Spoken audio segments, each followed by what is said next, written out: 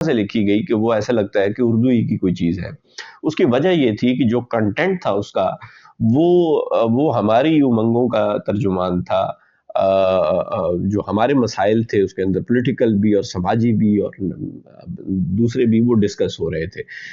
یہ جس کیفیت کو بعد کے دہائیوں کے اندر دیکھا گیا وہ 60 کی دہائی کے اندر وہ کیفیت پیدا ہوئی کہ جب جو شاعری ہے وہ اجتماعیت سے دور ہوئی اور فرد کے مسئلے کے طور پہ سامنے آئی.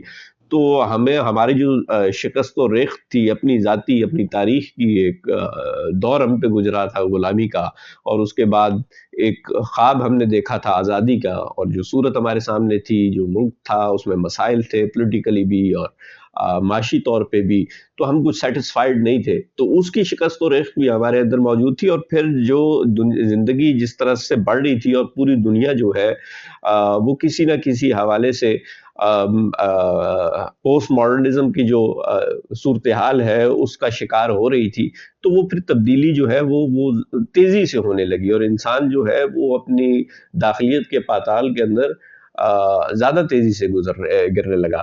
دیکھیں اس کے بعد جو بڑی تحریکیں ہیں، اس کے بعد کوئی دنیا کے اندر اس طرح کی ہمہ گیر تحریک بھی نہیں آئی ترقی پسند تحریک کے بعد، جس نے پورا پولیٹیکل سٹرکچر کو بھی چیلنج کیا ہو اور ہمارے سماجی اور سیاسی سٹرکچر کو بھی چیلنج کیا ہو.